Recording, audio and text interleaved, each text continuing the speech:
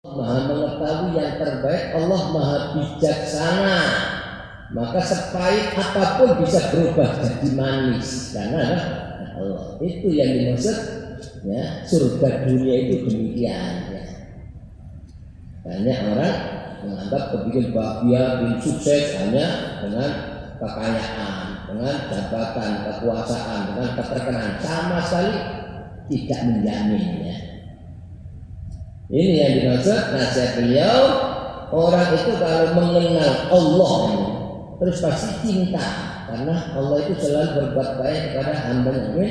Maka karena ada cinta kepada Allah, ya, maka apapun yang diperoleh oleh Allah tidak ada bedanya, apakah itu manis atau pahit, karena yang menghendaki Allah yang menyintai, maka semua jadi manis.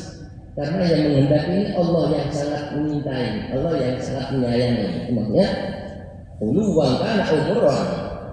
Ya, tapi kalau orang itu tidak ridho, kenapa kok anak saya kok bodoh terus sama saya, kenapa kok istri saya tidak menyenangkan saya, padahal saya sudah bekerja, sudah mencukupi, kenapa suami saya, padahal saya sudah berusaha menyenangkan, kok suami saya tidak menyenangkan. Hidup cuma begitu, itu menyiksa diri sendiri itu. Neraka itu, neraka dunia tidak ada artinya. Rumah semewah apapun hilang ya, karena tidak ridho ya. Nah ini sudah tidak bisa merasakan ketenangan, kebahagiaan dunia, terus katanya mendapatkan murka Allah. Murka Allah itu ya lebih dahsyat daripada neraka. Karena apa? Neraka itu makhluk ciptaan. Kalau Allah tidak menghendaki api neraka itu tidak panas itu ya. Oleh karena itu bagi malaikat-malaikat yang jaga neraka, api neraka tidak panas sama sekali karena Allah ridho. Nabi kita Muhammad SAW nyafaati umatnya masuk ke neraka lengkap sampai habis. Apa Nabi panas? Sama sekali tidak. Nabi Ibrahim dibakar oleh Namrud dengan api sebesar gunung. Apa kepanasan? Apa sakit? Sama sekali tidak, justru bahagia. Kenapa? Allah ridho. Jadi api itu kecindaannya kalau orang itu ridho.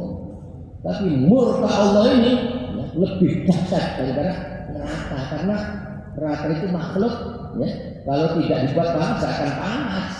Tapi kalau murka Allah ini bukan makhluk, ini ada pada Allah. Ya, sebagaimana ya ridho Allah itu lebih agung daripada surga, sebab surga itu makhluk, sedangkan ridho Allah ada pada Allah. Sangat jauh antara makhluk surga ciptaan dengan ridho Allah ada pada Allah ya. Maka orang itu walaupun mungkin hidupnya sangat-sangat sederhana, rumahnya mungkin kecil, tidak punya kendaraan mewah, tapi Allah ridho karena dia ridho, maka itu lebih indah daripada rumah termewah ya, karena orang ini dapat ridho Allah. Ini yang dimaksud dalam hadis suci, wa qala Nabi sallallahu alaihi wasallam fi hadis qudsi anillah, man lam yarda bi qada'i, barang siapa yang tidak ridho, kenapa kok begini, padahal saya sudah berusaha, kenapa kok istri saya, kenapa kok suami saya, kenapa mertua saya sudah begini, kenapa? Nah, isinya hati cuma gitu ya. Itu namanya tidak ridho dengan keputusanku, padahal semua kejadian ya apapun tidak lepas dari izin Allah. Allah yang menghendaki dan Allah tidak salah. Barang siapa yang tidak ridho dengan keputusanku, walam yasbir ala bala'i, dan tidak sabar atas cobaanku, ngeluh ya, hingga nampak pada wajah itu cemberut. Nah, itu berarti tidak ridho, tidak sabar. Apa kata Allah? Wal yaltamis rabban siwa'i, maka silakan cari Tuhan selainku. Ya, artinya apa?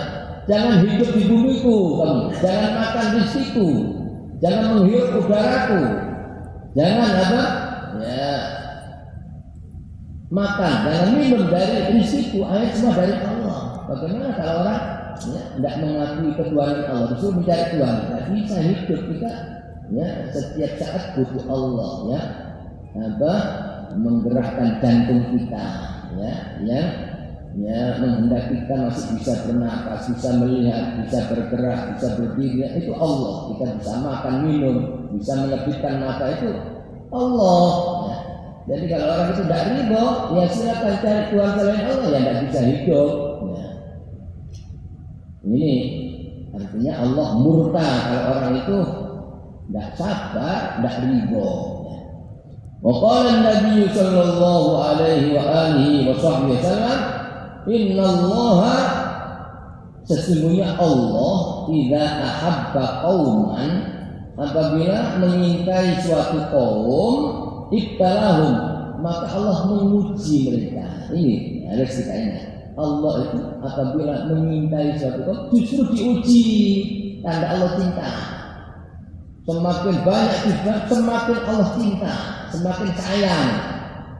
Maka tidak ada orang-orang yang mulia, yang dimuliakan oleh Allah, pasti ujiannya berat. Ya, semakin tinggi, semakin berat ujiannya. Maka Nabi Muhammad SAW bersabda, asyadun nasi bala'an al-anbiya tsummal amsal fal-amsal. Paling beratnya ujian, cobaan, ya, manusia itu adalah para nabi, karena mereka orang yang paling tinggi beratnya, paling tinggi Allah, cobaannya paling berat. Tsummal ladzina yalunhum, kemudian orang-orang yang di bawah derajat Nabi, yaitu para siddiqin. Tsummal ladzina, kemudian orang-orang di bawahnya. Jadi semakin tinggi derajatnya, semakin besar cobaannya. Maka manusianya yang paling besar adalah Nabi kita Muhammad SAW, karena beliau orang yang paling tinggi dan yang paling dicintai oleh Allah. Maka kita, kata salah seorang tokoh sufi yang terkenal, Imam Ibnu Athaillah As-Sakandari dalam kitab Al-Hikam, ya, supaya musibah apapun itu terasa ringan, ya, tidak berat, sehingga kita, ya, ridho dan sabar, bahkan syukur.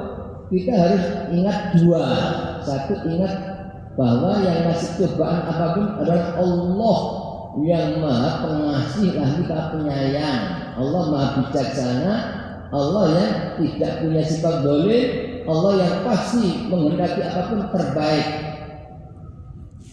Itu ingat, ya, harus ingat Allah yang menghendaki, maka seberat apapun menjadi ringan karena yang menghendaki Allah.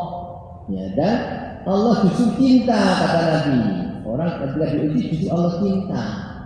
Terus yang kedua, kita ingat Nabi Muhammad SAW, ya, manusia yang paling tinggi beratnya, paling sempurna, paling hina, justru cobaannya paling berat. Mulai masih kecil sudah diuji, masih dalam kandungan ibu sudah ditinggal